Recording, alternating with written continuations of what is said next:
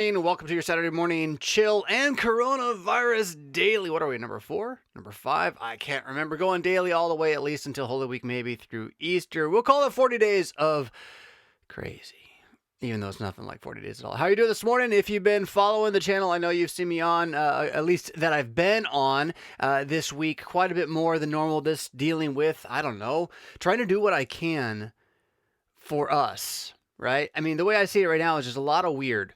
Wherever you are, the last week wasn't normal, right?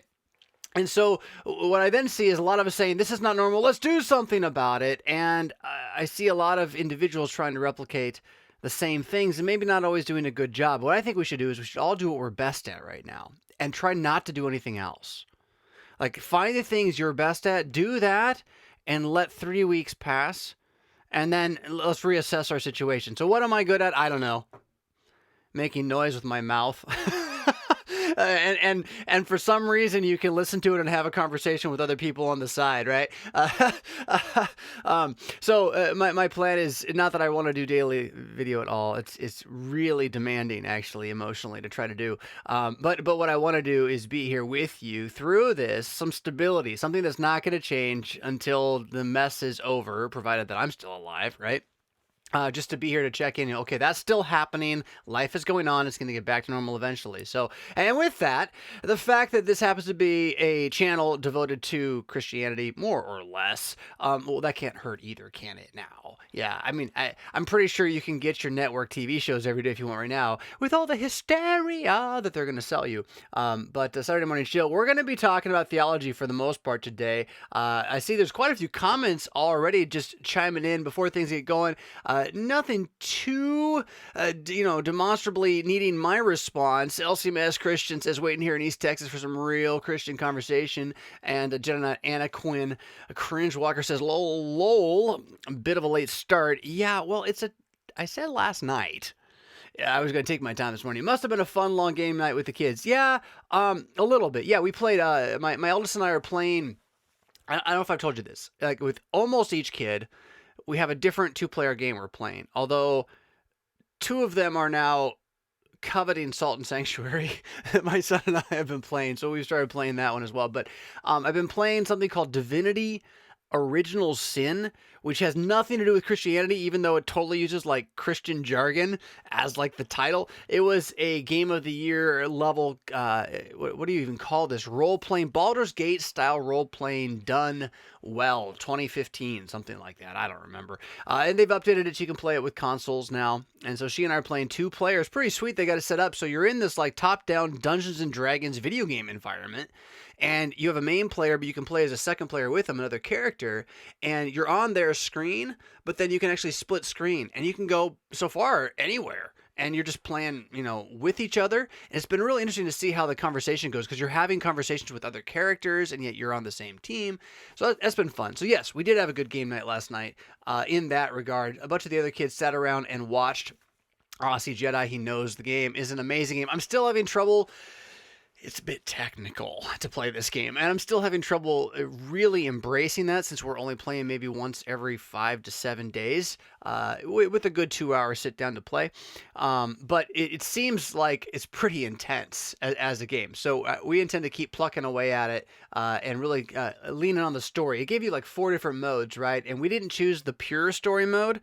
We chose the like, hey, just a game mode. But then there's like the you're going to hell mode, right? And we did not play that version of this game. So, all right, Texas Don chimes in with some more here. All the ICU doctors are, I can't pronounce this word, prophylactically taking the chloroquine or hydroxychloroquine as an off-label used to protect them from catching COVID-19. Oh, interesting. I've not heard about that one. We had an issue this morning.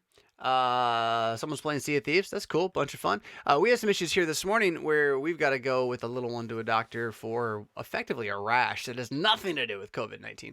And it's interesting how they're managing all of that. But we'll leave that for another time. You guys go ahead and talk about this. I mean, I've been how do I say this? I've been here every day.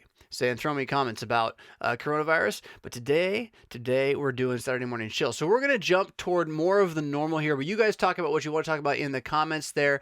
I want to make sure I announce Super Chat is on. One of y'all got Super Chat going midweek, and I felt really bad because right as it was starting, I had to go. I was like, wait a minute, that's income. Why am I stopping?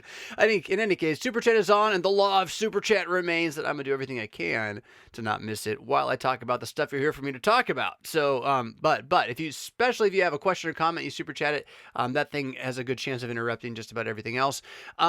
Without Flesh, I wrote a book. It's still, there it is. You can see it. Yep, right there in the back, along with my other books I wrote, including the one that's been translated into Latvian, which is kind of sweet. Without Flesh is out. No one's talked about it to me. I've not talked about it to anybody in a week. Wonder why. Isn't that crazy? But it's still there, and I've heard back before everything else was coronavirus, I heard that it was good. It's a good book and could be read. So maybe if you're in shelter in place and Amazon is still working and you have nothing else to do, you might consider reading Without Flesh, Why the church is dying, even though Jesus is alive. Remember, yes, hopefully this will be the last time I have to say this. This is now the main podcast. Are you a podcast listener? Are you a podcast listener? I am not trying to force you to support Saturday Morning Chill. Please, please, please, please, please. You're supporting everything. If you support me on Patreon, you're supporting everything I do. And Saturday Morning Chill is just the most consistent thing I can link that support to that keeps it like a clock. That's the idea. It is not that you have to listen to Saturday Morning Chill if you don't like it. Please don't. Please don't. But if you like the other stuff I do and you want to support that, Saturday Morning Chill is just the way the Patreon is gonna count that. But the other stuff is still there. You know, I did not put out another podcast this week, and that wasn't because I wanted to not put out another podcast this week. Could you guess? I could do a whole podcast about coronavirus, but then again, I'm going live every day here for you, right? So my goal, though, is that the podcast as it once was, i.e., particularly Daniel chapter 6, that's the one about the lions and stuff, that is in the works as a not necessarily an hour-long hardcore history style reality, but I'm not going to promise this any faster than hardcore history, which actually, that wouldn't be hard to do. Like, better than once every 9 months. I'm pretty sure I can make that one. Although, as I say this out loud, the ghost of Dan Carlin is over my shoulder saying, "Oh, watch yourself, son." Yeah. But, so I know there's been a little bit of confusion out there. I just want to make it so clear, right? What I want to do is do the stuff that you guys used to love that I was doing on that show. But I just can't do it every week and have my income tied to it. There's just no way. And I can do that with Saturday Morning Chill. So by supporting Patreon, linking that to Saturday Morning Chill as the primary podcast number, you're going to get bonus content of all the other raw style stuff, including interviews and whatnot, is still going to be there, although there may be less of it when everyone's running around like a chicken with their head cut off because, well, it's hard to get things done without your head. Right? Anyhow, so that's the Shakesy Doozies. With regards to Patreon, it's all kind of over there on the Patreon page. If you have questions, you can send that to the Mad Contact link at redfist.com/contact. I know Frisbee the Hand's been helpful trying to reach out to people who contact us there and make sure they understand what's going on with all that. But you don't care about all that. What you want is some good stuff, less promotions, more reality. But I got to tell you, the newsletter is still coming out this week. It is there. It will be like clockwork. And of course, you can find everything else at the.com. Let's go ahead and look at some of your stuff from last week's comment thread as distilled by none other than Frisbee the Hand. Hold on. What am I doing? You can't see the complete nonsense of an attempt to see something I just did that I didn't have to do. What am I doing, though? I'm trying to go to this button right here. There it is. Oh, did you see that? Magic. And then this button right here. There we are. And I can even possibly... Hold on. There's got to be a way. Oh, no. That was not the way. That's pretty funny. Let's do it the other way. How about this? Why is it like that? That's weird. In any case. Is that too big? Because I can't push it further. This is great radio. This is why they paid me to do radio. It's because even though... Actually, I'm not entirely kidding. Even though That was useless information entirely. I never stopped talking, and the job got done, and you're still listening. That's why. So we got some of your comments distilled from last week's show. I'm gonna pop over to a different page so I can see it more clearly. Productivity. Someone said, at Riffist, too many ideas, too many works in progress. Sounds like a pretty typical writer. I don't know. A pretty typical writer that gets things done, or a pretty typical writer that dreams of writing? Because that's what I feel like. Even though those three behind me, they should count, they don't count my conscience. Because isn't that weird? Now, I don't know if this means anything to y'all, but because I think you maybe have to be a pastor to be in this situation, in conscience. But yeah, those aren't real books to me somehow. Echo, Broken, and Without Flesh don't count as I get to be called a writer now in my psyche. Those are gifts to the church. Those are things I did because I'm a pastor and I care about you, right? But to be the writer that I dream of being, whatever that means writing a fiction book. And that may never happen. It may just never happen. And I've acknowledged that as a pastor, right? I wrote these 3 books instead, right? And that's kind of a strange thing. So I don't know, but it leaves me feeling, with your comment, like all I am is a dreamer. And I'm not the only one. That's not even a very good song at the end of the day. So, I appreciate the comment. Inbox0 is made for man, not man for Inbox 0. Now that is a sweet comment. That is some solid right there. Because you're playing on our Lord wisely, helping us to understand that the law is the design of what is good, that man might relish what is good. All right, not the other way around, that man is made for the law to tell him what to do. Right? That's what sin has made us see the law as. We look at what we're designed to be that is awesome. We're like, oh, I have to do that. And that's the position we've been put into. And we apply that to everything. So we make everything into, every ought to do becomes an ought to do, right? A should do, and I'm bad if I don't kind of thing. So Inbox 0, yeah, right, it was a law I made up. It's been a law unto itself, and I was afraid the world would fall apart if I stopped. And I gotta say this, America, listen up. This should be a short clip thrown on Instagram. I gotta say this, America. I stopped checking email for a week and a half, and look what happened. I'm not kidding. Coronavirus, shelter in place. I'm not going to take credit for it. I think things are complex. I don't think one man can make this happen, but I will stand trial on this fact. I stopped checking my email about a week and a half ago. I'm sorry, world. I really am sorry that I've done this to all of us. That's kind of what it feels like in my little private crazy land I'm in. Because it was like, man. So I've been in email, and I'm still Inbox 0ing about every week, although in batch. But wowie zowie. Yeah, yes. It has been good to only check the email for reals about every 2 days. That's been a powerful thing. Via negativity, take things away. It's right. So to get things done, it's not what tools do I need, it's how much mission creep have I created that I don't see. What do I mean by mission creep? Mission creep, ironically titled, by the way. I wanted to talk about this like last week. Ironically titled. Mission creep is what most Christians do in the name of mission, although that's not the meaning of the term. Mission creep is the guy who pitches you should do all this weird stuff most Christians do in the name of mission, which is also not the meaning of mission creep. But that's the irony. It's beautiful. It's a pun from heaven. Mission creep is what businesses talk about when you're trying to achieve a goal and then you see something else that is also good and you think that's good, I'm going to do that too. And you add it to your goal, and you do that again and again and again until your goal becomes this giant pile of goals stopping you from doing the one goal you had. And so you aren't achieving your mission because you have allowed this many mission creep to enter in and distract you from what you ought to really be doing. Learning to see that in your life.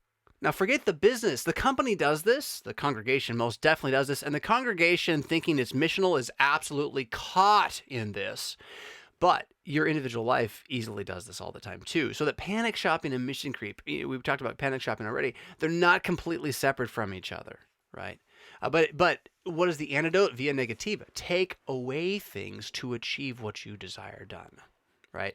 It's what do I have on this list to do that I actually don't care about getting done? And there's certainly the needs you need to fulfill, your vocations. Absolutely. So that doesn't mean like let grandma die or something, right? But it does mean that maybe some of the things you're telling yourself you have to do are simply things you're telling yourself you have to do, and you don't have to do them. and they're things you picked up on because they seemed like a good idea at the time, but they weren't really connected to the long-term reality that you had in mind, right?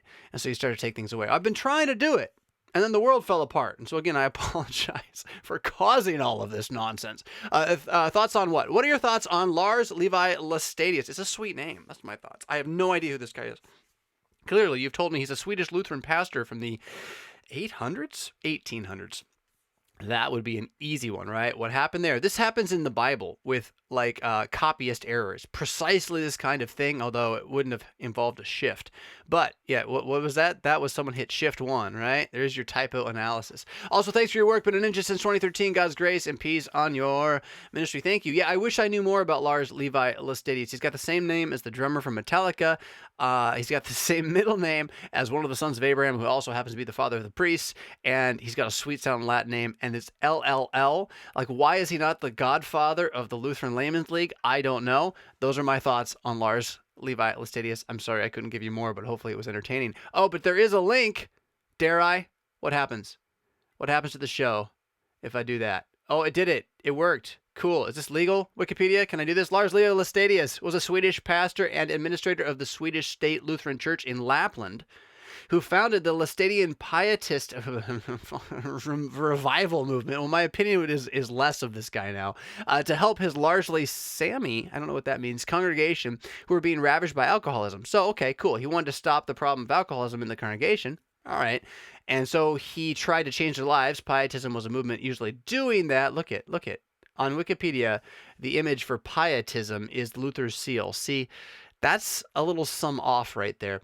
Revival movement, though, increased spiritual interest or renewal in the life of a church or congregation. Yeah, revivalism, a little bit of a different thing. In any case, he was also known as botanist and author. That's pretty cool, by the way. Much science coming from, well, Christian, actually, priests, pastors, monks, yeah.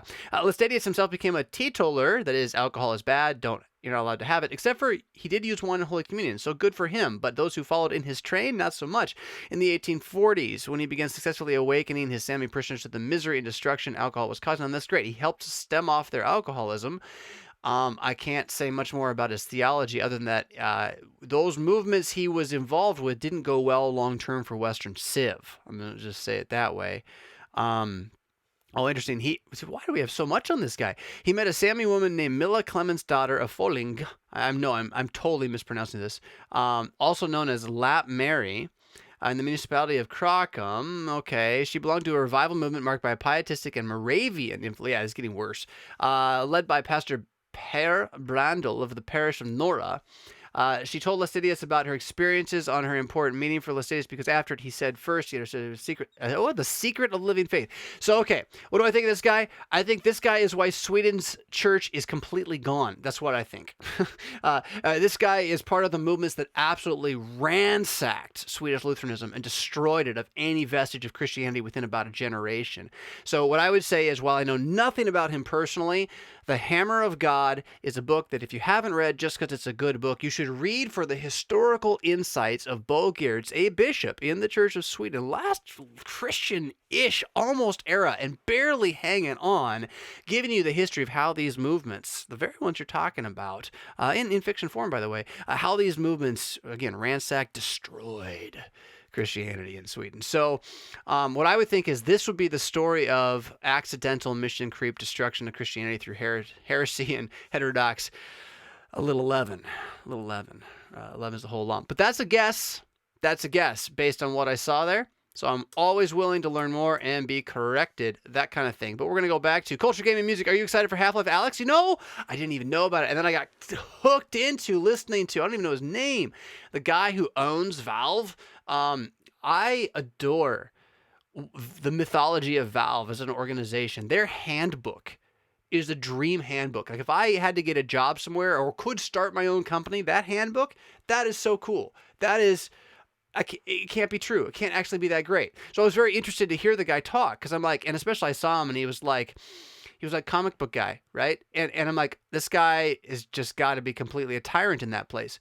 But hearing him talk and hearing the other guy with him talk, like, no, they've got a really cool work environment. So the fact that they're now bringing back a Half-Life game Because, as he says it, Half-Life is what they do when they want to completely break like gaming genre molds. They want to take all gaming to a new level, and they're doing VR with the dang thing.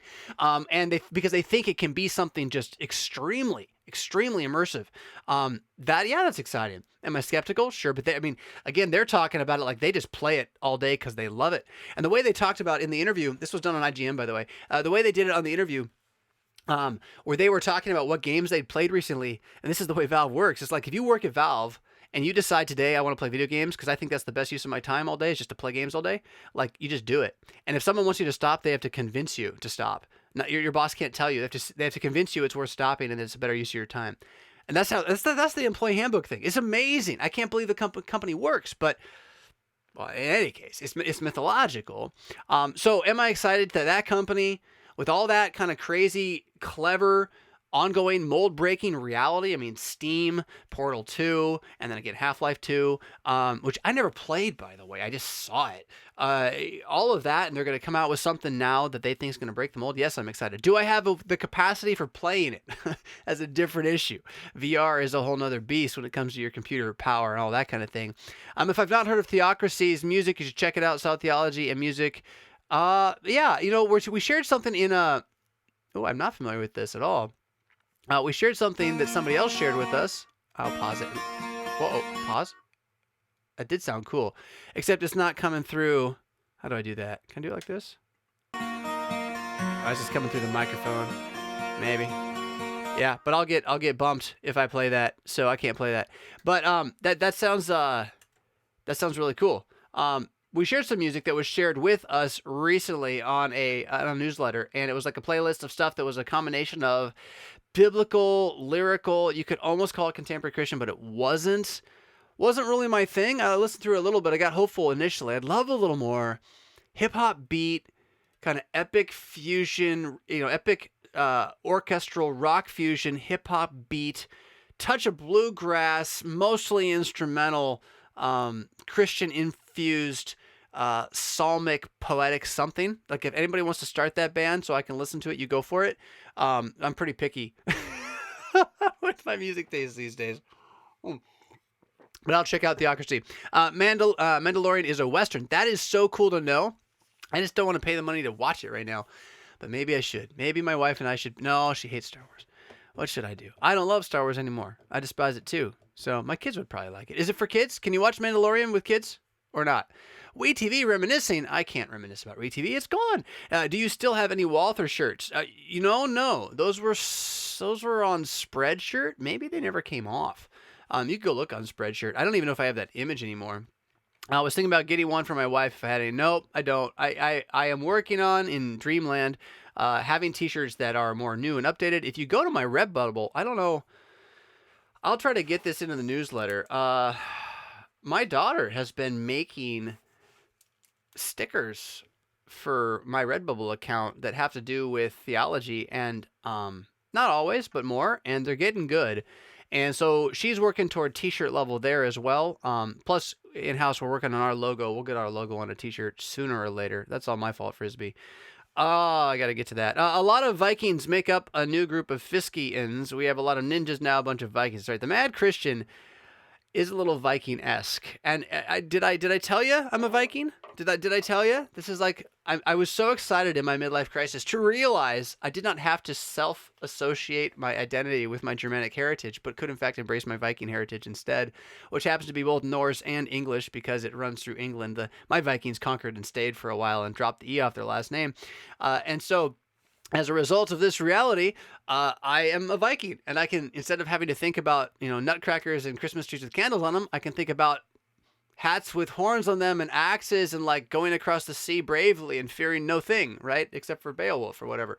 And so, anyway, yeah, so Vikings is totally my little dream self thing. I got a super chat here from Gordon says, can you put the cool 10-sec countdown from your WeTV podcast on your current ones and start your live stream with it? Do you even still have it, or do you lose the ability when you switch Macs? Now, switching Macs did take a lot of things for me. I bet you it's on my external hard drive. If I went digging for it, the question would be learning how to do it. And I've had the plan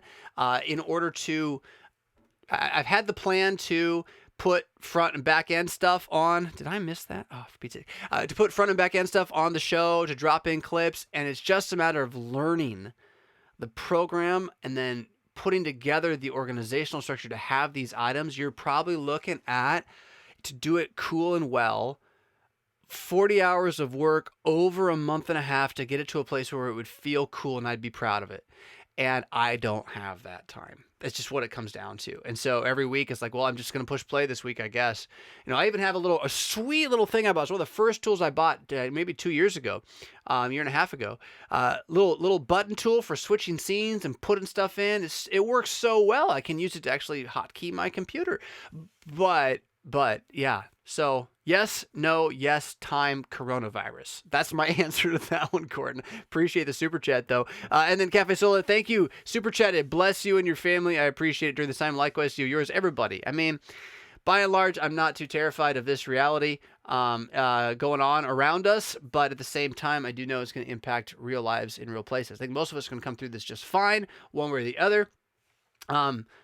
Joshua tells me Vikings didn't have horns. I don't know. I see like horns on hats in movies. That's good enough for me. This is going to pass and we're all going to get through this for the most part. Jedi Knight Anakin comes back with his own super chat. A while ago, you were doing an amazing series, Heroes of the SMChill. Do you plan on ever returning or finishing it or maybe publishing the notes? So Heroes of the SMChill was a Bible study I was doing. I've done it twice. I've never completed it. I'm kind of doing it again with the Old Testament series. So I'm not doing it under that title, Heroes of the SMChill, but if you've been following the Old Testament preaching I've been doing, all the sermons bonus on the podcast, you've also been seeing them on the YouTube channel recently. All of that I've been doing this last year has been effectively another angle on Heroes of the SMChill.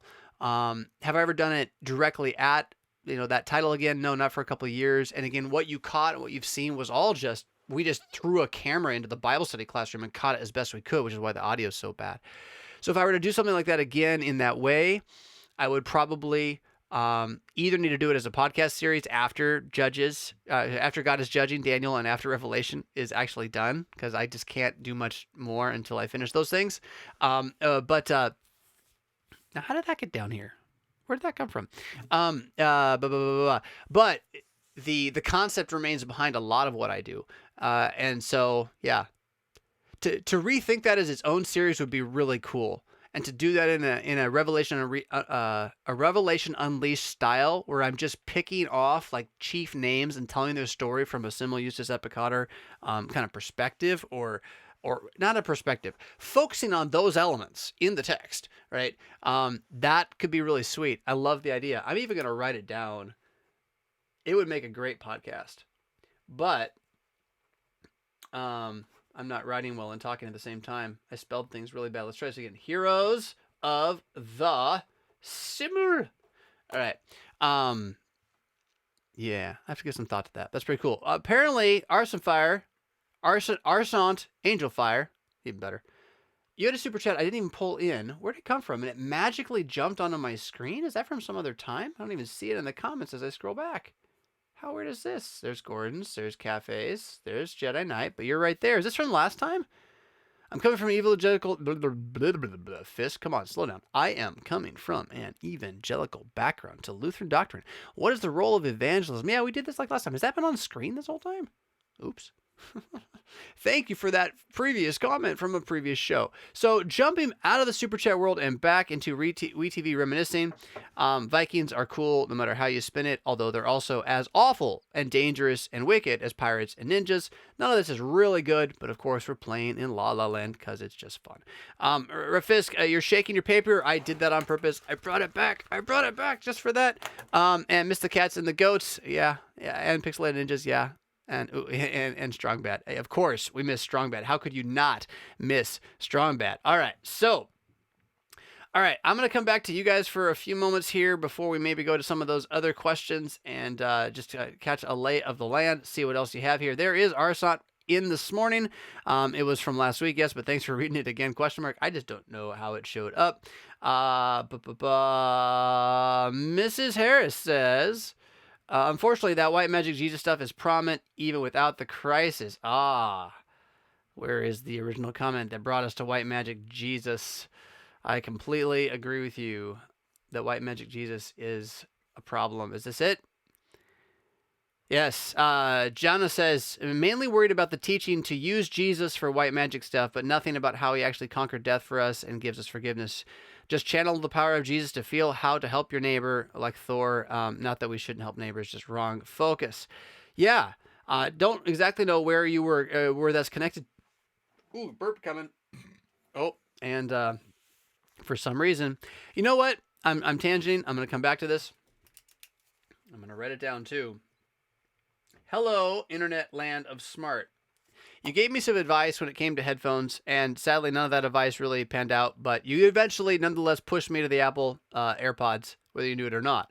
So I'm going to ask you now, oh, mighty internet, Dr. Google, and beyond, through the many hived network of people who watch and listen and share and think and know, where can I find a really good, but not $5,000 video streaming camera, not made by Logitech, God help me, not made by Logitech, and they're awful software, and the fact that you can never get their stupid camera to stop autofocusing on you and just give you a straight HD picture that you can manipulate with the other tools you have. So not Logitech.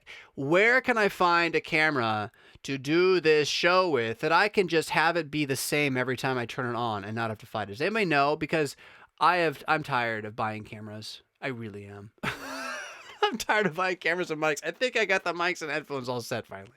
But goodness gracious. So if you know, send me at redfist.com/contactrec for a good streaming camera. I've got the Logitech HD Pro, and I cannot, is it HD right now? It sure doesn't feel like HD to me. It's better than it was a week ago. Oh my goodness. And then it keeps autofocusing and I can't get into the settings because their software. The problem with Logitech is not their hardware, it's their software. Their software is crap. I wish they would just say, we don't make software, plug it in and use it with whatever other software you want. That'd be fantastic, Logitech, but no. You and Xerox. Oh my goodness. Anyway, hold on. Water time. Why do print companies, HP, same thing. Why do you need that much software to print something? Do you think I really want to use all those tools you made for me that are useless and aren't very good, and I bought very expensive versions of them, but you made little cruddy ones, and they take up extra space on my hard drive and clunk up and get in the way and start up for no good reason, and then even make me print to other printers I don't even want to print to? Why don't you just let me use my system software? HP, Xerox. Anyway, forgive me. I don't get it. It's like you got whole departments wasting resources, building software nobody uses that wastes our time. And what you should be doing is interfacing with what's already there. Like White Magic Jesus. He's already there for you. All you need to do is twist his arm and he'll answer your prayers. Just twist harder. He plays hard to get, White Magic Jesus. Yeah. The belief that prayer is something that God does because of our doing it is deadly. It's a deadly idea.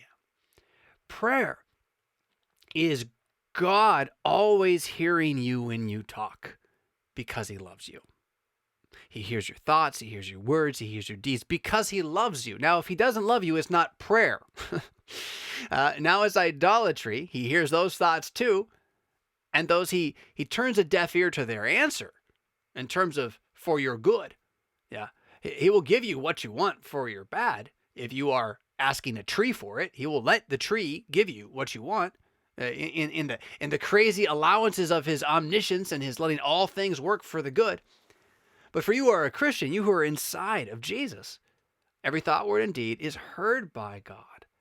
And then in that, those which are pulled into the will, the word, the truth, the eternity of his mind, well, those he answers with a mighty yes that's both for your good and for your pleasure. And sometimes he says no for your good and against your pleasure. Yeah. So being in that situation where we know as children that our Father hears us in all things and that he desires us to share because he is working to pull our hearts and minds into unity with his ever perfect will, by all means, we should pray for everyone at this time in extreme and devoted and pious ways. Amplify your prayer life. Like I've been talking about, go get your confirmation verse and start shouting it at the wind. Go start treating everyone around you like people who need to hear prayer and hear the word of God. Huh? But, don't believe for a moment you're going to twist Jesus' arm to give you what you want. And if we pray a little harder, well, then all this is just going to go away. That's not why it's here. It's not why these things happen. There's going to be trials. Temptations must come. We're always going to have the poor with us. This is not a surprise. And to think that somehow it's just a matter of us not praying hard enough to get it to go away. I mean, did the Black Plague last as long as it did because nobody was praying? They had a lot of people praying in the Middle Ages, right? So it just doesn't magically change things. But what it does do is help you struggle verbally to bend your own will into the thy will be done of the Creator. In which case, certainly, right after thy will be done, you start asking for daily bread. Right after you say, you don't have to heal me, you say, can you please heal me, Lord? And we should do that. But this white magic Jesus idea is if we all just pull hard enough, Jesus has to answer kind of thing. And there was a question last night. I'm going to get to this super chat here from Auntie in just a moment. There was a question last night. It's quite a picture, man. There was a question last night, I think, right before I went off, maybe it was the night before, about whether I thought coronavirus was like God's punishment on the planet, right? Or not on the planet, sorry, on America. God's punishment on our country for things like what? Marriage. Or the lack thereof. And of course, he had to say homosexual marriage, which I find amazing because we've been adulterers for decades now. We have been anti-marriage, philandering adulterers with a massive pornographic industry, a pretty powerful sex trade going on underneath the surface of our country. In reality, also, prostitution, at least legal in some places, and certainly all over the place. But then, I don't know, we take our kids to watch sports games, and there's girls dancing like harlots right there with almost nothing on. Wow, it's just the Dallas Cowboys, guys. Wait, what? Yeah? There's all that going on all around us for quite a while. And to say that now suddenly, because 4 years ago, we decided that we're going to ignore a certain kind of adultery as a society, which we weren't ignoring before. Now we're going to trumpet it or whatever. And now we're going to have, all these other baggages attached onto it. This is somehow a step worse. And God would answer this with coronavirus? No. You can't read the signs, man. You can't do that. Whenever you see somebody on TV, one of these mega Christian guys who's got way more than 88 people with 34 likes, by the way. You guys are lazy poos. I just got to say, if you're watching me and you're not liking me immediately, I don't know why. What's your deal? Come on now. Whenever you see those guys on TV who have significantly more reach than this show will ever have, and they go and they bluster about how this is God's judgment on us for this thing. They think they're prophets when they say this. They're acting like prophets when they say, and if they're wrong by even 1%, they are going to hell for that kind of thing. You are not given to attach God's vindication to anything he has not audibly told you to attach God's vindication to. We know from Scripture already. Thank you for the extra likes and the one negative like. That's great. We know from Scripture already why all these things is. Viruses are here. Viruses are here because a guy named man tried to be God and broke the universe and sent everything into roiling decay. And so whatever viruses were in paradise, I mean, for pity's sakes, I don't know. But whatever they were, they're not that now. Thorns and thistles have abounded. And this goes on, and is nothing new to us, and we're just caught in the throes. These are the things Jesus calls the beginnings of birth pains. This isn't the real stuff, man. The wars, the rumors of wars, the earthquakes. Whenever you see a hurricane come and hit the southeastern part of the United States, this is constant, expected 4 horsemen of the apocalypse, which means from the fall of Adam, all of history, nature in upheaval. And as random as the day is long, and yet all according to a plan, which is not about bringing nations down, but about bringing you, Christian, up, every single individual Christian. All of this is that your faith might be strengthened and grown, not that your nation might rise or fall. Nations are just going to rise and fall. If God wants to punish another nation, you know what he usually does? By the way, if you want to get into this, which I don't think is good, you can't. You can speculate that when you live with the design of creation, with the law, your nation will be strong because you're following the way the world's made to work, and humans are going to be happier and just work harder. So America, the beautiful, maybe a little bit, just barely, for once in one corner of our history, but certainly not all of us, and certainly not the entire country. That ethic, though, it certainly was there. Oh, I lost my train of thought a little bit into where that was going, though. Oh yeah, when you follow that design, of course it's going to make you stronger. And when you don't, when all your men become weaklings, well, you're going to be weaker. How does God in history normally send punishments against nations? Right? How does he normally do it? Now, certainly Egypt, you get some special plagues, and Israel gets like locusts and stuff. But by and large, what does he send? He sends other nations with swords. That's what he does. So if you really want to ask about us being punished for things like our complete rejection of the definition of man and woman, which is far older than 4 years ago, and most of us who are really mad about homosexual marriage are still not willing to accept the actual diversity of man and woman as taught by the Bible. And our congregations, I mean, if you're going to get in a fight over who gets to vote in a voters' assembly, you're completely under the thumb of this movement. So don't get too high on your horse and blame the world for, oh, it was because of us that coronavirus come, look how bad we are, but not me, right? No. Don't, you can't extricate yourself from this one, right? This one is absolutely all of us in Adam. And we as Christians can hardly stand up at this point and say, we've been really good at being so different than the world. We really haven't. American Christianity is atrophied Christianity. The staying power of hardcore Roman Catholicism, hardcore Eastern Orthodoxy for the next millennium, next 1,000 years, they got staying power. They're going to be here. I can't say that about a lot of American Christianity. I'm pretty sure Lutheranism will be because of its truth, but I don't think it's going to be what we think it is. It's going to be the Confessions, the Book of Concord, but it's not going to be as much Walter Luther worship, I don't think. Because if we don't get back to Lutheranism as biblical reality, it's got to stop being repristinating. Like Bob said that Jim said that Charlie said this is Lutheranism, and we're doing that like back through history. So what we're getting is not the original stuff, which was Bible reading that gave them the confessions. What we get instead is what? Pieper reading. And I think you should read Pieper, right? Pieper reading, Mueller reading, Kaler reading. Kaler is the commentary on Mueller, which is the commentary on Pieper. Pieper is the commentary on Chemnitz, and Chemnitz is the commentary on the confessions. It's a little bit intense then to take Kaler and say that's the summary of Christian doctrine. I mean, you can. Yeah. If you don't know Kaler, you gotta look up every verse he cites, which is like every phrase in the whole thing. And then maybe you'd get something out of that book. Tough book. Anyhow, so this was not your issue, Auntie. You didn't ask that question from last night, and the guy who did, I don't think he meant poorly. But, you know what? I didn't even get to your comment yet. I'll come back to that still.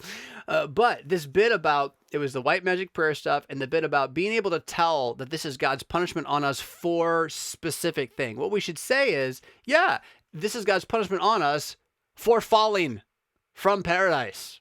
And on it goes. This valley of the shadow and darkness of death that we've been sojourning, this is nothing new. And as Christians, we should be like, yeah, that's why we're not that freaked out about it. That's why some of us are not afraid to have a very careful and completely CDC, WHO mandated, frankly, shelter in place Sunday morning church services. Can be done. Just got to really think outside the box. Some of us don't mind doing that fearlessly because, frankly, this doesn't surprise us that there are diseases in the world and that we've not managed to achieve a disease-free planet, right? Where this kind of thing can't get to us. So if you want to know what my church is doing, by the way, stpaulrockford.org. That's all you're going to get from me today on that one. Wow, Auntie, now I don't know this. Is that Latvia? Is that Finland? Where is it? Keep up the good work. He says your videos are a welcome relief for the weary, trying to figure out how to do youth work for our parish best way possible online. Well, yeah, my videos are probably something you can point them to. Of course, you always got Lutheran satire. You got to be careful. Some people don't always get that, but it's hilarious. You got Wolfmueller's channel's got a whole bunch of stuff on there as well. I know Chris Roseborough, Pirate Christian Radio, also has some Pirate Christian movie stuff going on. I don't know. I haven't looked at him much. I know he's doing stuff.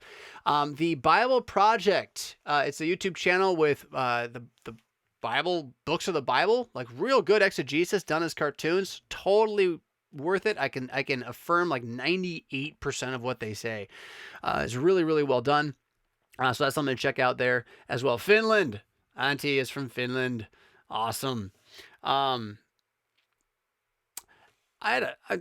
makes me want to ask questions, but I'm not gonna. I'm gonna leave it at that. So. All right. Let's go ahead and try to get to some of your emails. Go back here. What time is it? Man, I've only been going for 45 minutes. I am exhausted. I feel like I just talked the world over. All right. Yeah, 44 minutes. All right, well, here we go. I need this button here. This is good radio. Always good radio. Put that back on manual. And get to some of your questions and comments from the website. Pastor Fisk was listening to Saturday Morning Chill. The Assemblies of God had the non-Trinitarian fight early in their history. There's a brief history on Wikipedia. Look for the Assemblies of God USA article. The most notable non-Trinitarian but more false Christ than non-Trinitarian is Bill Johnson of Bethel Church of Redding, California. So yeah, this gets back to that conversation we were having where I had said that Pentecostals, the Assemblies of God, some of them are Trinitarian, some of them are not. And there were some questions about what does that mean? Where is that? So this is affirmation. What I was saying, apparently Wikipedia, which is not the end-all be-all, but references other stuff here, agrees that in its history, Pentecostalism, as it really kind of forms out of the Assemblies of God and then breaks and splinters and does a bunch of other stuff, but they're kind of the big movement formed out of the Pentecostal revival in Azusa in 18? I forget when that was. Azusa, California. Crazy stuff. It's like Methodism just gone amok. In the midst of that, right, they have had and accepted and allowed non-Trinitarians. Now you're going to say this guy's even more of a false Christ than a non-Trinitarian. So in any case, yeah, it's there. And the point is, like, they're not a Trinitarian body, and so you can't just say all Pentecostals are Christians because they're not. That's the trick you have with that reality. The phrase is a even less meaningful phrase, I suppose, Pentecostal, than Lutheran is. Lutheran's pretty bad, though. Fisk, I want to clarify something about a question you answered on today's 3:14 Saturday Morning Chill about whether children should have communion. First off, the top half of the question was cut off for context. The thing I was reading which prompted the question was the section of the Large Catechism dealing with the Lord's Supper. The second, at the time I sent the message, I honestly hadn't even heard of communion in infants, and that wasn't what I meant at all. Oh, okay. I thought it was implied and understood that in order to take communion, you had to at least understand what it was and be capable of eating and drinking it. My confusion was that many Lutherans make their children wait until long after they can understand the words and eat and drink. Yes. Third, when I said by faith, referring to both baptism and communion, it was straight out of the Large Catechism when Dr. Luther says, quote, talking about communion, as we said above of baptism and often elsewhere, it cannot be received otherwise than by faith. Now, see, receiving by faith is different than baptism working by faith. So, yeah. And remember, quoting Luther directly in the English is not quoting Luther directly, just to be fair, if we're gonna mince words. But I'd rather not mince words. The point is that faith does not make baptism happen. Rather, baptism is given that faith might receive what baptism says happens. And I think that's a very important point to emphasize. So maybe it was poor English. Doesn't matter. It's just trying to emphasize the point, right? To understand that distinction, you don't take your faith and put it on baptism, and now baptism works. Baptism works, and then it's working upon you when you are not disbelieving it is faith in what baptism is. That seems complicated, but that makes so much sense. It's like a Lego. Think of that like a Lego diagram, putting together the pieces of the Lego. Like, here it is. Here's baptism. It has everything. And then faith comes as a result of baptism, right? That distinction is imperative to your conscience, in the battle of your conscience. So, Book of Concord, and yeah, that probably was the online version, right? Yeah, which is always interesting to see. That's a little bit of an older version. How that compared to the newer translations go. It's like Bible translations a little bit. In any case, specific paragraphs. So maybe the Large Catechism wasn't the best way to talk about it. No, it was great. It was absolutely great. I don't think that you quite quoted what Luther said, but it doesn't matter. It doesn't matter. You're fine, right? You asked a good question. It led to a good answer, I think. As someone not in the confessional Lutheran circles, I don't really know how you guys discuss this stuff. Thanks for answering anyway. Yeah, absolutely. So then there was this bit here about why do Lutherans make their children wait so long after they can understand? It's because, I don't know. I don't like this answer because we haven't paid attention well enough in some ways, because habits are habits, and so they stay that way. Because once upon a time, there was a belief that until you were of a certain age, an accountable age, and that was somewhere after 12 probably, then you couldn't really make a decision for Jesus. And that kind of thinking, while not necessarily directly adopted by these pietist movements, Moravian movements that we were talking about earlier, they were brought in by the reintroduction of confirmation, as opposed to just having First Communion into Lutheran churches, because my understanding is that confirmation was gone for a while, and then we brought it back. And so it really has a lot to do with pietism and not believing the sacraments do anything, and thinking then you need to wait until the kid is old enough to have them really get sold in the conviction moment where they give their heart to Jesus, and then it'll be real Christianity. And if you just start communing them at age 8 because they say pious, childlike things, well, then that's insufficient. That's the thing the pietists were fighting against in some ways. That's why it's just stuck here. We haven't actually ever thought it through. I've never seen a really clear, like, historic discussion before this generation discussion of at what point can a human being rightly be said to understand the words of institution. At age 5, age 7, age 4, age 1. We've never really had the debate in a public way, or if we did, it's buried in German somewhere and nobody's translated it. Nobody knows it is there. So at the end of the day then, what that leaves us with is a bunch of people kind of realizing that there's a problem and it needs to be fixed, but not really sure how to fix it, and we're all on our own. Lowering communion ages in various areas, most pastors that I know who are younger and liturgical are trying to lower it down to 5th or 4th or 3rd or 2nd grade, somewhere in there. But no one's really sure, because every time we try to talk about it, we all just shout at each other and have a big fight. And that doesn't really solve anything. So then the guys go back and they do whatever they want anyway. So we're kind of in a weird spot with this. But there is no, to my knowledge, there is no biblical argument. There is no good argument for having to commune people at age 12. Just like there's no good biblical argument for waiting until 2 months later to have your kid baptized. You should baptize your kid right away, and then you should get your kid communion. As soon as your kid's like, I would like to commune, it's like, well, do you know what it is? And they're like, well, it is the body and blood of Jesus, for reals. And you're like, well, then I guess you're kind of needing to talk to pastor now, aren't you? Right? That's my opinion. I don't always practice that as a pastor because I want the congregation to agree in the practice. So I usually adopt their practice and then try to influence it. But in my mind, if the kid is able to hunger for the sacrament and can confess it. Now, if the kid says, well, it represents Jesus, I'm like, yeah, no, you're probably not. Yeah, think about that one a little bit more, kid. But most kids that in my experience, they're more willing to believe this at age 6 and 8 than most adults are, honestly. They certainly get it in a bigger way. So yeah, why? Because we haven't thought about it, because we're just trapped in history. We've always done it that way. We have a heritage of German culture that confirmation happens after 8th grade, and it's sort of like graduation from church. Then you don't even have to go to church anymore, and that's what most of us do. It's really bad. It's not healthy at all. And it's not based on our theology, which is what we're trying to help us do here, right? Is always think through and base what we're doing on our theology, on knowing God for what God has told us that he certainly is. Tana gives me a follow-up to gentle reminder. That's not totally what we want on. Thank you, Tana. I think we responded to that in other places. You asked for the link about Matt Richards' Becoming Lutheran Quantitative Analysis. That sounds like an easy read. It's a good read. It really is. If you're coming out of evangelicalism in any way, shape, or form, you need to take a look at this document. Wasn't sure email was the best way since you ever email fast, so I went with this full thesis web Zoom. There it is. You can find. I'm going to leave this on the screen here. Research path. Pastor Matt Richard WEBS. Pastor Matt Richard. webs.com/apps/blog. I think if you just go to Pastor Matt Richard PM Notes, Google PM Notes, and you can find it all. But there it is. If you want to put it in, the Lutheran quantitative analysis. I almost said surgery. Just feeding. Pastor Fisk. Just finished reading Without Flesh. Great read, by the way. Well, thank you. I'm new to Lutheranism, not a new Christian, and I'm trying to understand more in the Lord's Supper being for the forgiveness of sins, whereas I always, and probably still do, until more clarification, believe in Christ and the work of the cross, making me fully justified, erasing all my sins. Yes. I think I know where you are. I'm struggling, you say, with the concept that I keep needing more forgiveness.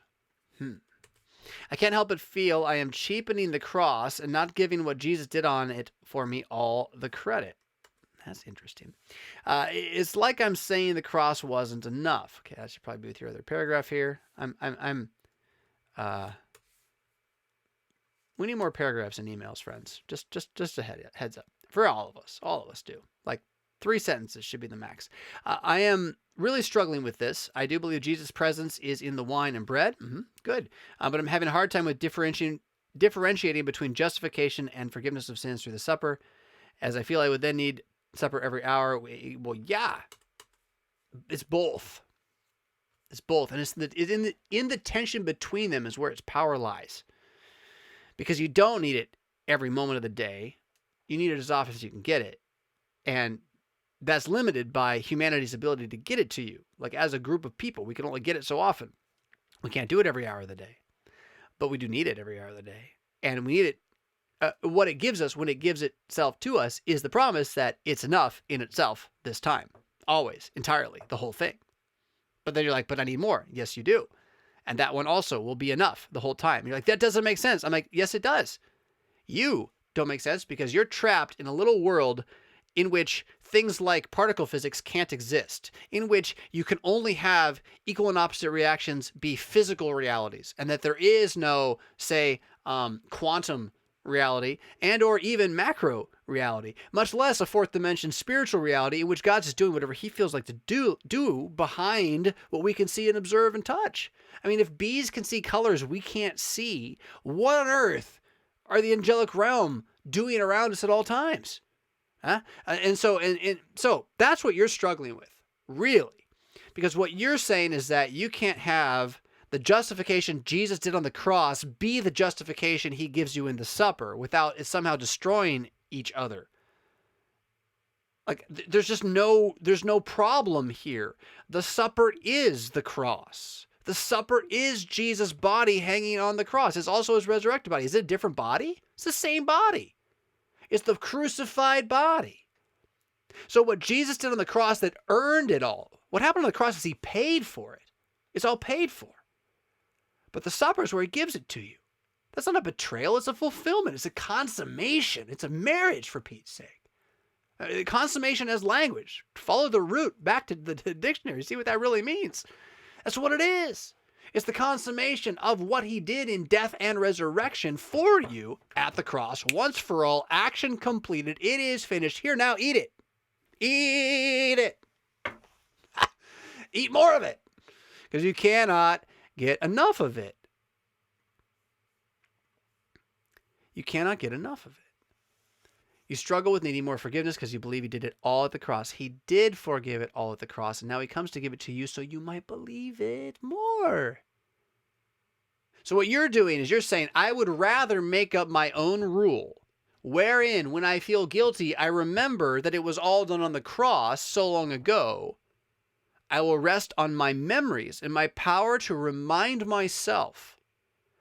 Then trusting when Jesus says, I have created a way to my memorial remembrance of me, remind you of this by giving you it again, fully and completely and omnisciently and eternally and infinitely. One more time. And you're like, well, that's not, no, I would rather just remember without you giving me more, Jesus. He's like, but here it is, it's me. And you're like, well, I don't understand it. Yes, this is the point. The point of the Lord's Supper is we do not understand God, nor should we. But he understands us. He designed us. He made us. He created us. He has also bought us back, agorestheta, from the market, redeemed us with a price. That price being himself being one with us now to be our king. And now that king says, you can never have too much of me. And that's what you're struggling with? I hope you feel the love in this. That's what you're struggling with? Too much of Jesus? It really is your problem. Like, but that's too much Jesus. I only needed him one time a long time ago, and he says I have to have him all the time? I don't understand. Then I need him all the time. Yes, you do. In the name of the Father, and of the Son, and of the Holy Spirit. Baptism stands and makes you whole. He has set this up so that you have a tension in which you are forced to trust in his sufficiency. without being able to trust in your own sufficiency. And when you rest on my memories of Jesus at the cross as your sufficiency, you're resting on yourself. And what happens is that is a brittle place to be when conscience strikes. And when you are having conscience strike and the answer is this bread and wine one more time, well, you can't fall. The words will not let you fall. Yeah. That's my answer. I hope that helps. That was an awesome question. That was an awesome question. And I'm really glad you're thinking about these things, struggling with these things. All right. Going back to more emails. I just realized I'm totally blocking the email with my picture. There you go. Refisk, since Refisk has repeatedly stated that it's a bad idea to try to cover read the Bible. I do kind of think that. I think a recommended this is not a sentence. A recommended reading order of the books of the Bible could be an awesome resource on the website. It would be. I've always just wanted to find one. I know you can buy them. I've never paid for them. My wife does a free one, but she has to look it up separately all the time. It's just too much work. So you're right. This is an awesome idea. It's who's going to do it? That's always the question. I'd asked on Facebook way back, but got a response, but I've since lost access to the information. I feel it'd be good to have it posted for the world. Yeah, if you just go to Bible Gateway, you can find these chronological order. I think it was Bible Gateway. Reading lists. I can't speak for any of them, so I really don't want to put them on my website because I can't vouch for them. Something like that would be really cool. I also would love to see an edited Bible. And by that I mean it's kind of a reader's edition or a, how they would, what do they call those? Abridged. It'd be really dangerous because you couldn't treat it like the Bible, right? Because it's abridged. It's missing stuff. But just for being a reader, a devotional reader, to be able to have it kind of chronological, actually the text, but then dancing around that text so that you have it in order and just covering the story and not going into every detail possible. I would find that useful just for daily reading, right? Even though the danger there is that you would have some verses not present.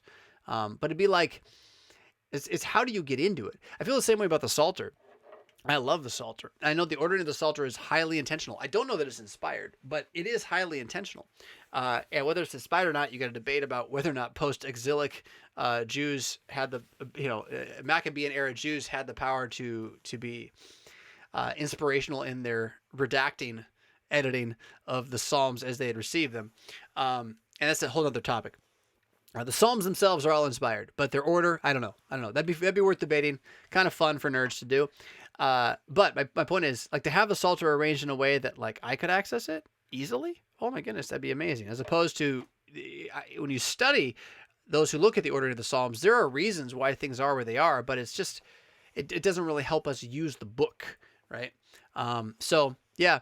But again, the kind of work that kind of thing would take, Joe, it's just more. It's more than I can do. So it sits there in pious dreamland. Greetings in Christ for Chris, lifelong Lutheran. One of the biggest reasons I've continued to be a Lutheran into adulthood is I see a few other church bodies which strive to ground their sacramental doctrine in the words of Holy Scripture about baptism and the supper. That's right. Everyone else is Rome almost does. I see no other way besides divine revelation to understand what baptism is or what it does. Amen. The text says it, but at a certain point, your heart just has to be pierced by Jesus on the matter itself. For both of these, there are many clear passages describing, yes. So you got to keep going back to the text itself too. Ultimately, it's not what I think, what you think, or what makes sense is what does it say? That makes a big difference.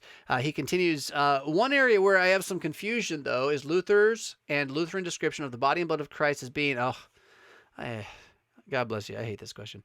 In, with, and under the bread and wine. Yeah, you're right. You should have confusion with that because it's insufficient. I've heard from you and many other Lutheran theologians throughout history that our approach to understanding the real presence is to have faith in the clear words and teaching of Jesus. This is my body. Agreed. Okay, so apparently you're not going to say anything about in, with, and under here, but in, with, and under is three counter responses. It's in but not this, and with but not this, and under but not this, and I don't even know what those other things are. But not in, with, and but in and with and under do not of themselves describe our position on the matter at all. nor even together do they truly do it. What they do is, as counterparts to what they are not saying, they were rebuttals against accusations being made against us by Calvinists at a certain time. So in, with, and under can help defend what we mean against what it doesn't mean, but it's not what we actually mean. What we mean is. And I know that really drives people crazy because it's like, but that's not simple. But it is, because all language is kind of based on it. All language is kind of based on being is, more or less. You can't really have a conversation without it. And so, we leave it there. So you go on. Most Lutherans correctly, I believe, question attempts to explain the real presence using Aristotle's metaphysical terms. To explain the mystery of the real presence and say they don't want to go further in metaphysical explanation and the way God described the way that this is body, estin, the Greek, right? Many correctly protest if anyone says they teach consubstantiation. Okay, not sure where you're going exactly here. But I'll keep pushing through it. So my question is this. Where do we, as people who hold so strongly to not explaining the real presence beyond what the Word of God says, get the idea that the body and blood are in, with, and under the bread and wine? I kind of already explained it. They are defenses. So someone said it's this thing, and we're like, no, it's this, right? It's not in the bread. It's out of the bread. No, it's in the bread. It's away from the bread. No, it's with the bread. It's beyond the bread. No, it's under the bread, right? It's a 3-point counterpunch rebuttal. That's where it came from. And in that sense, it doesn't come from us. It came from the heterodox accusation. It came from Calvinist principles, Calvinist thinking, and it is a reaction against that on their turf, which if you know me, I'm always saying, let's not fight on their turf because that gives them power. Fight on your home turf. So they're not useful, but a lot of Lutheran pastors, sadly, they hear that phrase thrown out somewhere, or it shows up in like a mid-level 1920s or 1950s or even 1980s LCMS document as a phrase, and they just latch onto it as jargon, and they just throw it in the air and repeat it over and over again as if that explains everything, rather than seeing that there is no explaining this. And nothing against those guys personally. I think a lot of LCMS jargoning happens without thinking about it. And it's because we had a certain system and habit and pattern of running as an organization, as a church body that was supported by certain cultural assumptions. And the more those have fallen apart, the more the signs that were used to signify our binding together, namely our jargon, law, gospel, word, sacrament, closed communion, justification. The more those signs begin to water down and become sort of meaningless to us. And to some extent, we have tried to keep them by just shouting them louder. And that isn't working. You can't just shout your jargon louder and have people understand it more. It's the other way around. We have to rediscover what the jargon means. So what you're wrestling with here is someone using jargon that you almost never will hear me use. And it's not because I don't believe it's a correct counterpunch to those Calvinist arguments. I do. I just don't think it's very helpful for clarifying anything from the Bible ground up point of view. You would never, from the Bible, teach it is in, with, and under, because it never teaches that. You would only do that against someone who said it's outside of the bread. You go, no, it's in the bread, right? It's far away from the bread. No, it's with the bread. It is far beyond the bread. No, it's under the bread, right? If in that argument, now you're defending orthodoxy, yeah? But it's not, that doesn't make it a good way to teach orthodoxy.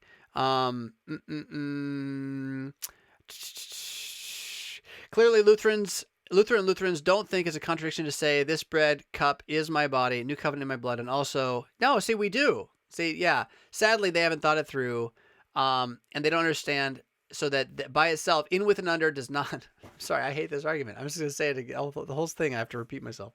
So hopefully you heard me the first 3 times I've said it now, right? The words don't actually teach us anything. They stop false teaching, and that's all they're really good for. So what does it mean? It means is. And if it doesn't mean is, it should not be used at all, basically. Hope that helps there. 2 Kinds of Wisdom and Dust. I was watching Saturday Morning Chill, Pastor Fisk. I heard you talk about fighting internally about which book to write first. Maybe these aren't the 2 you were thinking about. But what do you think about having your 2 Kinds of Wisdom books show up in Dust? Maybe it's something the main character and other character references. That's a fun idea. It's not the only 2 books I'm wrestling with. I have one other. If I only get to write one fiction book in my life, which one am I going to write? I have 2 that I have 3, 5. I have 2 that I'm really wrestling with right now. And one is Dust, and I love Dust, and I really want to write Dust. And the other one just has some cool stuff. And maybe I need to be older and have more maturity to write that book. It's like a pretty crazy idea. In any case, yeah, I don't know. I just don't know. And the next couple of weeks is going to give me a lot of time to ponder that, I think. My first step right now is to get a day, if I can even do that. I need a whole day, and I want to get almost all of my digital writing files printed into paper format, copy format.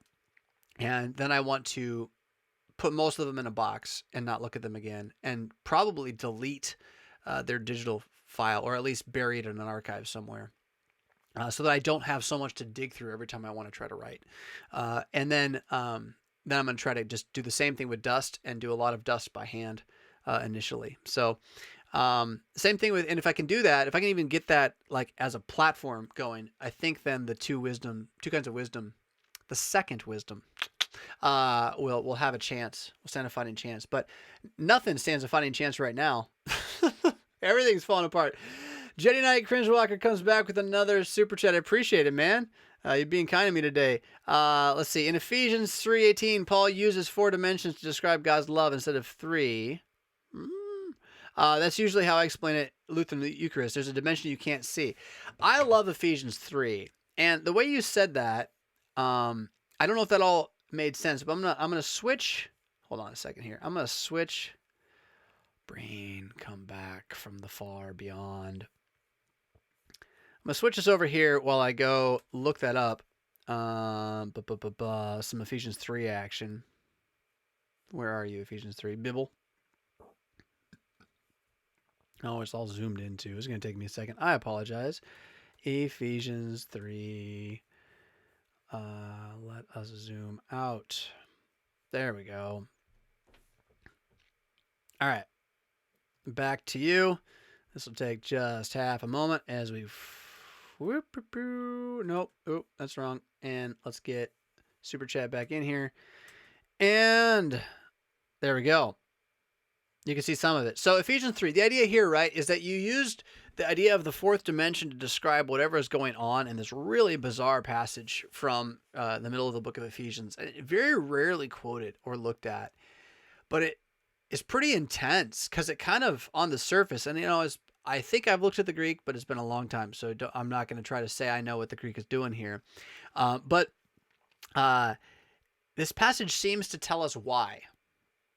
Okay, so like, if you want to know why did God do this, why did God do that, why this, why that, with anything, this is the only place in the Bible aside from He loves you, right?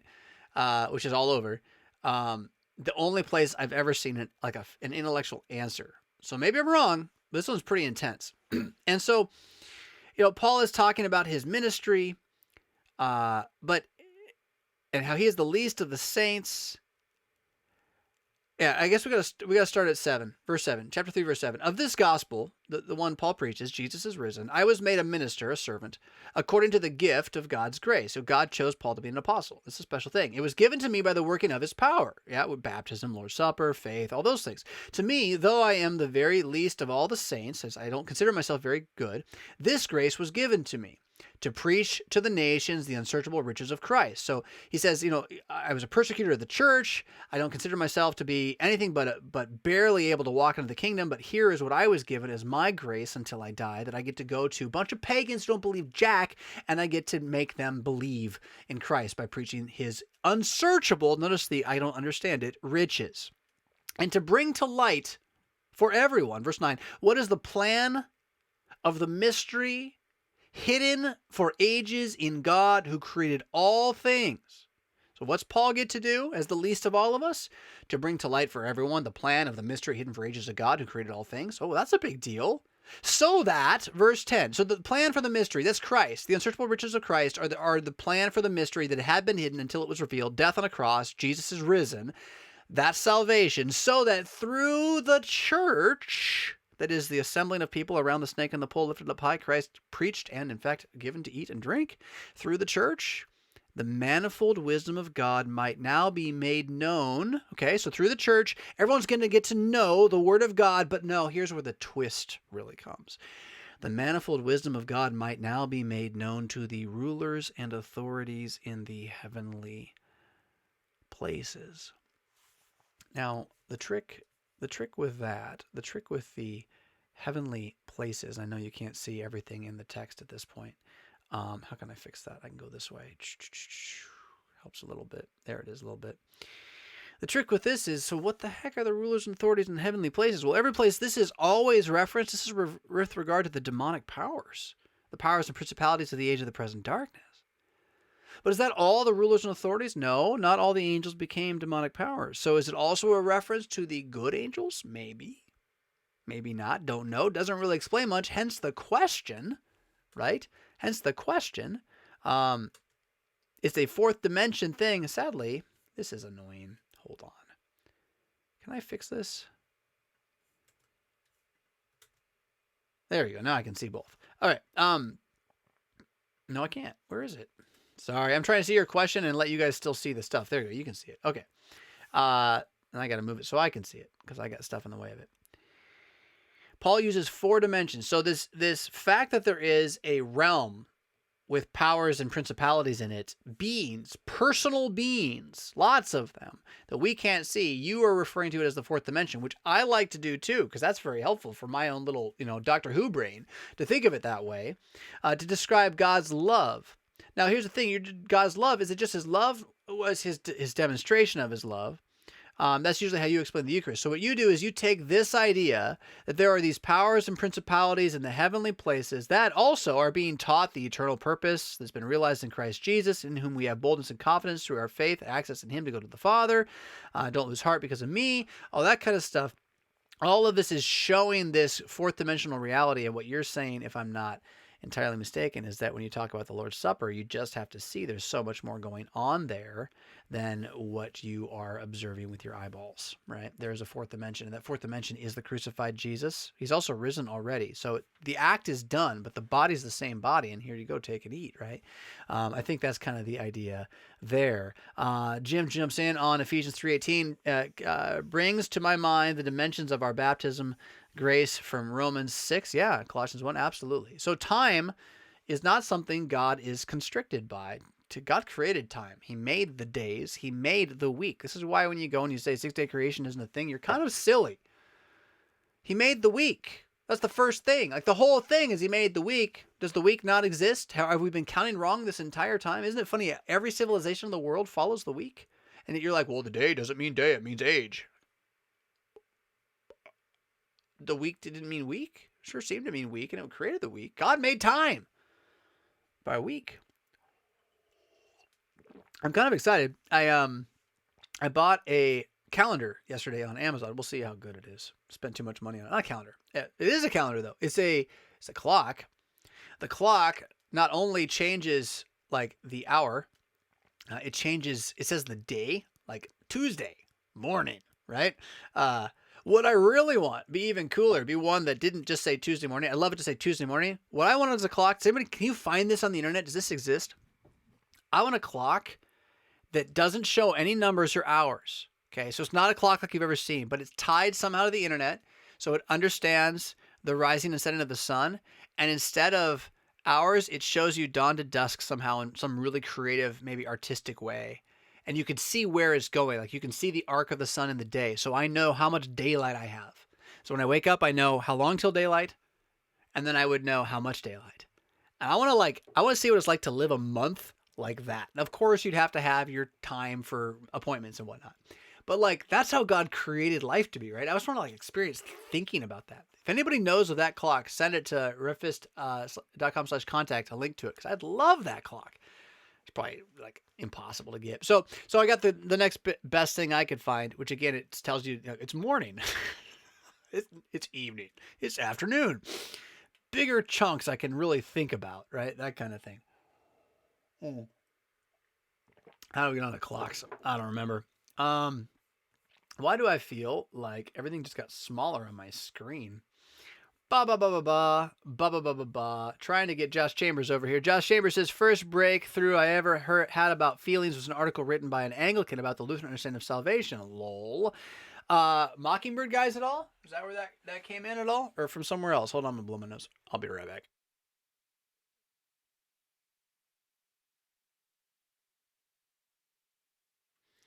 And feelings. How did feelings get the comments? You guys are all up in that. It's called a sundial. No, Joseph. Goldschmidt. Gutschmidt. No, it's not called a sundial. I don't want it to run on the sun. I want it to be a clock on the wall in my dark bedroom that lights up and tells me when the sun will rise. It's not a sundial. It's a completely different thing. Sundials are cool. I don't want something that runs by the sun. I want something that tells me when I can expect the sun to do. Totally different thing than a sundial. So, although it is kind of cool, sundials existing as they did once upon a time. Think about how clever that was. They figured that out. That's awesome. Yeah, exactly. Stacy knows what's up. That wouldn't tell you how long till sunrise and sunset. Exactly. All right. Yeah. Good point, Stacy. See, I just didn't explain very well. It's probably what happened. So, once your feelings go away, Jana says, back on the feelings topic, you're left wondering if you're actually saved. 'Tis the truth. And it's not that the feelings go away, the feelings change. Yeah, and then they teach you, to get the feelings back, pray harder. Yeah, no. Been there, done that, pox on that, worse words than that. Not that, gonna do that. Nope. I've been thinking about feelings more recently. I mean, the chaos that has put my adrenal fatigue into absolute adrenal fatigue of coronavirus is another thing altogether. I have not been able to meditate, do mindfulness, anything like that for a week now, probably. And I can feel it. I can feel the weight of unresolved tension in my anxiety. It's quite amazing, really. And one of the things that mindfulness has been most interesting to me on is demonstrating experientially the connection between my feelings and my body and my mind, and that these things are not as separate from each other as we tend to pretend they are. So like when you feel sick, not like you got a cold, right? But something happens and you feel sick. It's an emotion you have, but if you stop and you say, where is that emotion? You can find it. It's not in your head. It's not in your chest either. Although sometimes it can be in your chest, but it's usually not in your chest. It's often in your gut, your stomach, your spleen, right? But it can also be like in your eyes, your forehead. You can find these emotions all over. And so emotions are the body's kind of biochemical response to stimuli. They're really powerfully good thing, but they change based on environment. And so if you believe Jesus is the emotion that has been created by an environment, when that environment changes, you will not believe Jesus is there anymore. This is the problem with revivalism. Revivalism uses a manufactured environment to create the impression that Jesus is there through your emotions, and then says, trust that, go home, try harder. And this is just terrible, right? But feelings are not terrible. Some of them, we don't like them. They're terrible feelings. But as a whole, they're there to help us understand what our body's dealing with, right? So there's a difference between your frontal cortex, where you do your logic thinking, and your Cambrian cortex, where you do it's all evolutionary language, but where you do your emotional kind of sending out to the body. Why is it down here? Well, it's connected to the nervous center that's throwing everything out into your limbs, right?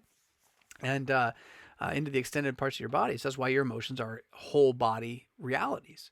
When you get stressed, when you get anxious, it's a whole body reality. And it goes back into your gut. It goes up into your brain. It starts impacting your words. You can't even see the same way. You get all distracted, all that kind of stuff. So when you start taking that observation about human reality and start asking questions about faith, what is faith? Is faith an emotion? No. Faith can bring you to many different emotions, because faith's going to be receiving the word of God as true. And this will be a stimuli that will give you different emotions, but you cannot let those emotions be the thing that you trust as your salvation. Rather, you have to let the thing that stimulates the emotion, the saving itself, be the salvation.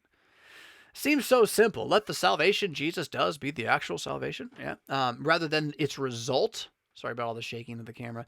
Rather than the results be the salvation, right? And but we like to have ourselves be in the center. This is a major Lutheran insight here, that the curved in on itself psyche of that, reptilian, sinful Adam mind, it so curves in on itself that that all efforts to save us by grace alone become the greatest enemy that we have.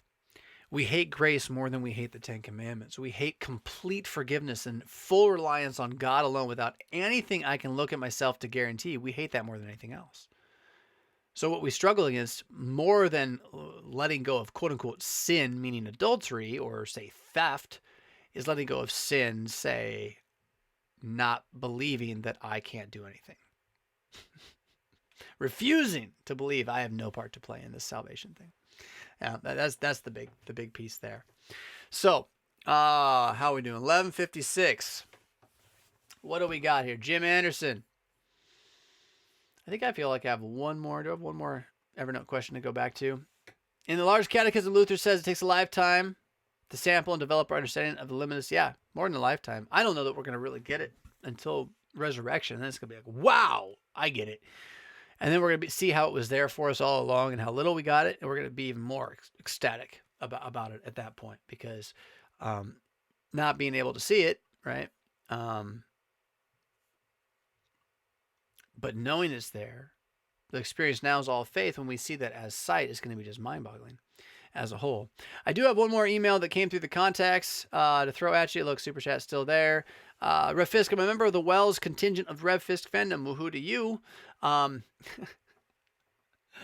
just don't know. It's kind of like how can you though? How can you? You can't pray with me, but you can let me talk about Jesus? I don't. We got to get this one resolved, guys. We got to figure this one out. I heard you mention you like to have a conversation with Wells. I would recommend getting in contact with the guys at Let the Bird Fly. I did subscribe to the podcast as a result of this email. One of my favorite Lutheran podcasts out there. Topics of conversation vary widely. I am strangely on an anti-podcast kick because I'm in this Luddite mode right now that I've gone into where I just want to leave behind all the stuff I have to do on the screen and not touch screens anymore. And that would include even podcasting. So I'm in a car right now. If anything, I'm listening to music, which is totally new. I haven't done music in a car for ages. But I'm on full retreat a little bit here. Trying again to say no and rethink. But it looks like I have a prescription ready. And hold on. My good friend will probably appreciate this picture right at this moment. He probably will hear this sometime in a week or so. I'm texting online. That was bad radio. See, you're driving in a car and you're like, why do I listen to podcasts again? I should be listening to music. It's noon. And so I think I'm going to call this thing quits, even though what? Is an hour and a half not enough? Do I have to do 2 for you? Where are you at? I'm hungry. And frankly, what I got to go do now is I'm going to go to my congregation and I'm going to clean probably. And then I'm going to think long and hard about tomorrow and what kind of a special day it is in the history of the church. One of the things, I can share this, I think, one of the things we are doing, and it's one of the reasons we're not stopping what we're doing, and it's completely legal, so whatever. One of the reasons we're doing what we're doing is because we moved confirmation up. Because we knew that confirmation as initially scheduled for Easter Vigil would maybe not be able to happen the way we wanted it to. We are going to be confirming each of our confirmands who are all prepared. I've met with them all. We're going to do it this Sunday, one at a time with their families so that in the midst of this crisis, they can commune and put their faith in action with the firm conviction that combining the crisis with their first communion will have a pretty substantial emotional memory effect on them. As like, we're not going to be afraid of this now.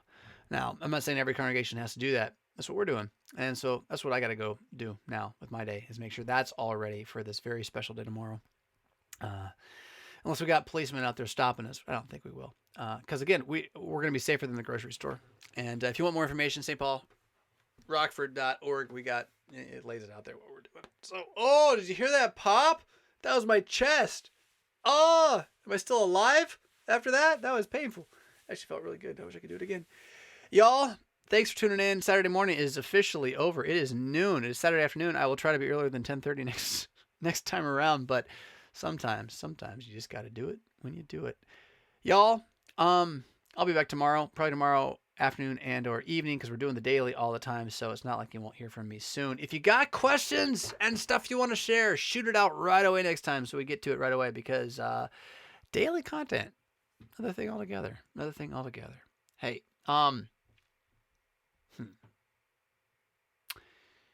I feel like I owe you something more. What do I owe you? I've already given you my attention. I've given you my friendship. I've given you my prayers. I've given you the Word of God. What more? I want to give you my thanks. Thanks for watching. Thank you for listening. Who knows where we are, what's going on, but Jesus does. And the fact that you believe that, and that's why you're listening, is as much an encouragement to me as I pray I have been an encouragement to you. Through all of it and continuing on, don't wallow in the muck, my friends. Rock on.